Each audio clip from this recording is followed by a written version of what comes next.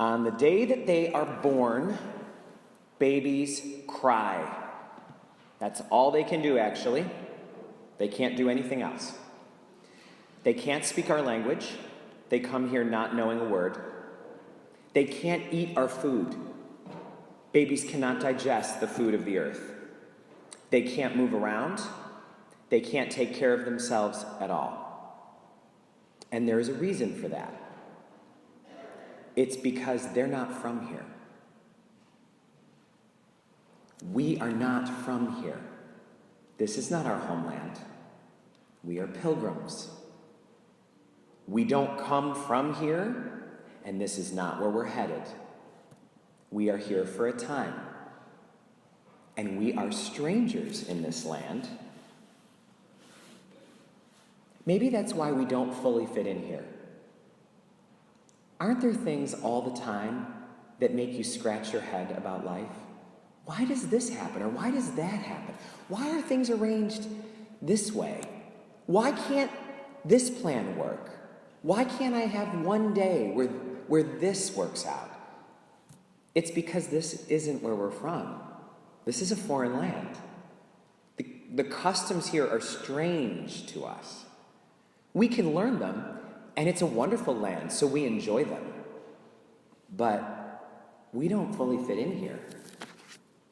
We need a guide to get our way through this. And that's exactly what we hear about in the gospel today.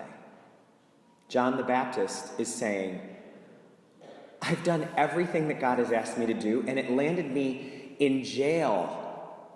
So what is the deal, Jesus? Are you the one, or what is going on here? Because in this foreign land, we can't get anything done. I'm in jail spreading your message. So are you the one, or am I supposed to wait for someone else? God knows that we don't belong here forever. God knows that we're foreigners in this land. So God gave us a commandment. Every Sabbath, I want you to come and worship me. And like all of God's commandments, it's not for God. It's for us. Because God knows how we're made, and God knows that we can't make our way in this strange land without remembering that we're actually from somewhere else, and that there is guidance that we can receive to make our way through this land. But it's not obvious, and it's not dispensed everywhere. You have to make effort to find it. That's why we are commanded by the third commandment to come together every week so that we can remember that we are creatures of a God who brought us here but does not intend for us to stay. There is a lot that we have to learn while we're here, but we could wind up just getting bitter if we don't look for the lessons. The reminder that we get when we come here is that there is an invisible world that is much larger than the world that we can see around us. And we are called to connect to that world because we're not from this one. So no wonder it's strange to us. That's why an essential part of our mission statement is that we refresh our faith.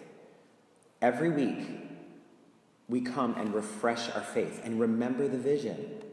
Remember who we are and whose we are so that we can go out and do what we need to do. We need that every week. And as we grow, we may find we need it more than every week. That's why practices like the 3 C's become so important to us. Because we realize we can't go a day, we can't go a minute without the guidance that we require. I think there are 2 things that coming together and worshiping every week bring us, and there are probably many more, but 2 things that stand out to me. The first one is coming together for the Eucharist shifts our focus from the problem to the source of the help. All week long, we focus on the problem, whatever the problem is for us. We're always focused on the problem and on trying to find solutions to the problem and how to try to plan better so we can avoid the problem. But we're not from here. We're not going to know the best way to do this.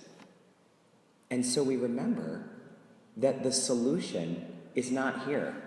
You don't solve a problem with the same tools that got you into it in the first place. We have to turn to where our help comes from. That's why we sang those ancient words today, Psalm 146, Lord, come and save us. They were written 4,000 years ago. And they put the focus not on the problem, but on the solution. Who's going to save them? Is my planning going to save me? Is my early Christmas shopping going to save me? No. No, Lord, please come. Because we're strangers here, and this is hard. The other thing that I think our worship gives us is the reminder that we have souls. That we are not just our personality. We are not just who others think we are or how we look, which is good news if you look in the mirror and you say, oh, I liked what I saw 15 years ago more than I like right now. Well, good news. We're more than our bodies. We have souls. And that's another reminder again that there's this invisible world that is much larger and more powerful than the world that we see. And when things break apart in our life, we don't have to panic because when we remember that we have souls, we know that maybe things can break down in the physical world, but our souls are not going to break. Souls don't break. They bounce. A reminder that we all need to have, that is not obvious to us. We need to come here.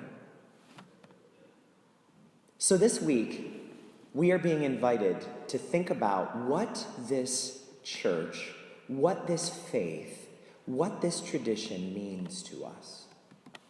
What does it mean to you to be here? Maybe for some people, it's like being cold. You know that feeling when you've been cold? Maybe you've been shoveling, or if you're a kid, you've been sledding just a little bit longer than you probably should have, and you are so cold that when you get in, a big mug of hot chocolate with marshmallows and whipped cream tastes so good and strengthens you better than medicine could. Well, we live every day in a cold world. We get through a cold week, we come in here freezing, and we receive a big mug of divine hot chocolate with extra marshmallows and whipped cream. Maybe that's what this faith does for you.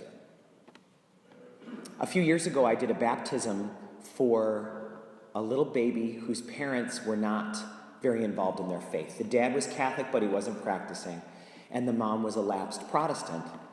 But she was very moved by the baptism, and she wrote me a note that I kept. And in the note she said, life has been pretty confusing for me. I feel like I'm in a fog. But my daughter's baptism has convinced me that it's time to turn on the fog lights. Maybe that's what church is for us. It's fog lights. We're not from here. We're living in this misty world that we're travelers to visit. We're foreigners here. So turn on the fog lights. For me, the image that I like best is it's like a great big campaign headquarters. So we come together, we remember the vision of our founder, we remember that there's a reason that God is asking us to do this because the world needs us, and so we come and we remember and we cheer each other on and we go back. And then a week from now, we're going to be worn down because it's really hard out there, but don't worry because we're going to remind each other again of the vision. So let's continue to work on refreshing our faith, growing week by week the best we can. Because there's a reason why babies can't eat the food here, and they can't move around, and they can't talk to us. It's because we're not from here.